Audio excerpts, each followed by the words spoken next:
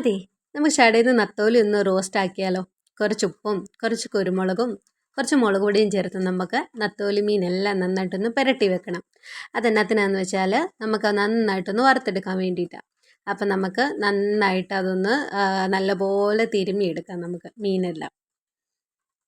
തിരുമ്മി എടുത്തിട്ട് നമുക്ക് നല്ലൊരു കടായിലോട്ട് എണ്ണ ചൂടായി കഴിയുമ്പോൾ മീനെല്ലാം നമുക്ക് നന്നായിട്ടൊന്ന് വറുത്ത് കോരാം. അപ്പോഴേക്കും നമുക്ക് നല്ലൊരു മൺചട്ടി ചൂടായിട്ടുണ്ട്. നമുക്ക് കുറച്ച് പച്ച വെളിച്ചെണ്ണ ഒഴിച്ച് കൊടുത്ത് നന്നായിട്ട് ഉപ്പ് കൂട്ടി തിരുമ്മിയ നമ്മുടെ സബോള നമുക്ക് ചേർത്ത് കൊടുക്കാം. കൊച്ചുള്ളി വേണ്ടവർ കൊച്ചുള്ളി എടുക്കുക. ഞാൻ സബോളയാണ് എടുത്തേക്കുന്നത്. അപ്പം നന്നായിട്ട് മൂത്ത് വരട്ടെ. കുറച്ച് ഇഞ്ചി, കുറച്ച് വെളുത്തുള്ളി ചതച്ചത് ചേർത്ത് കൊടുത്ത് നമുക്ക് മൂപ്പിക്കാം.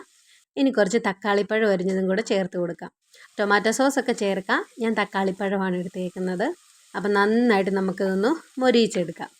അപ്പം മൊരിഞ്ഞ് വരുമ്പോൾ ഒരു ശകലം നമുക്ക് കറിവേപ്പിലയും കൂടെ ചേർത്ത് കൊടുക്കാം. മല്ലിയിലയും നമുക്ക് ചേർത്ത് കൊടുക്കാം. അതുപോലെ തന്നെ കുറച്ച് മുളക് പൊടി, കുറച്ച് മഞ്ഞൾപ്പൊടി, കുറച്ച് കുരുമുളക് പൊടി ചേർത്ത് നന്നായിട്ട് നമുക്കൊന്ന് മൂപ്പിച്ചെടുക്കാം.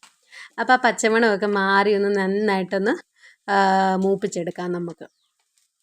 അപ്പം മൂത്ത് വരുമ്പോഴത്തേക്കും നമുക്കൊരു 2 കഷ്ണം പുളി വെള്ളത്തിലിട്ട് വെച്ചിട്ട് അതും കൂടെ ഒന്ന് നമുക്കൊന്ന് ചേർത്ത് കൊടുക്കണം. അപ്പം നമ്മുടെ കൂട്ട് അത്യാവശ്യം നന്നായിട്ടൊന്ന് മൊരിഞ്ഞൊക്കെ വരുന്നുണ്ട്. അപ്പം നമ്മുടെ പുളി ഒന്ന് കുതിർത്ത് വെച്ചതും കൂടെ ചേർത്ത് കൊടുക്കാം നമുക്ക്. ചേർത്ത് നന്നായിട്ട് ഒരിച്ചിരി ചൂടുവെള്ളവും കൂടെ ചേർത്ത് കൊടുത്ത് നന്നായിട്ടൊന്ന് നമുക്ക് തിളപ്പിച്ചെടുക്കാം. അപ്പോൾ അത്യാവശ്യം തിള കയറിയിട്ടുണ്ട്. അപ്പം നമ്മുടെ വറുത്ത് വെച്ചിരിക്കുന്ന നത്തോലി എല്ലാം നമ്മൾ അതിൻ്റെ അകത്തോട് ചേർത്ത് കൊടുക്കുവാണേ. അപ്പോൾ ചേർത്ത് കൊടുത്ത് നന്നായിട്ടൊന്ന് നമുക്കൊന്ന് ഇളക്കി യോജിപ്പിക്കാം. അപ്പോൾ എല്ലാവരും എൻ്റെ കൊച്ചടുക്കള ഒന്ന് സബ്സ്ക്രൈബ് ചെയ്യണം, ബെല്ലൈക്കൺ അമർത്തണം, കൂടെ ഒന്ന് ലൈക്കും ചെയ്യണേ. അപ്പം ബെല്ലൈക്കൺ അമർത്തുമ്പോൾ ഓളെന്ന് കൊടുത്താലേ എൻ്റെ മുന്നോട്ടുള്ള വീഡിയോസൊക്കെ നിങ്ങൾക്ക് ഇനി കാണാൻ പറ്റത്തുള്ളൂ. അപ്പോൾ നമുക്ക് നന്നായിട്ടൊന്ന് ഇളക്കി യോജിപ്പിച്ചിട്ട് നമുക്ക് നന്നായിട്ടൊന്ന് തിള കയറ്റിയെടുക്കാം. അപ്പം നന്നായിട്ട് തിളച്ചിട്ടുണ്ട്.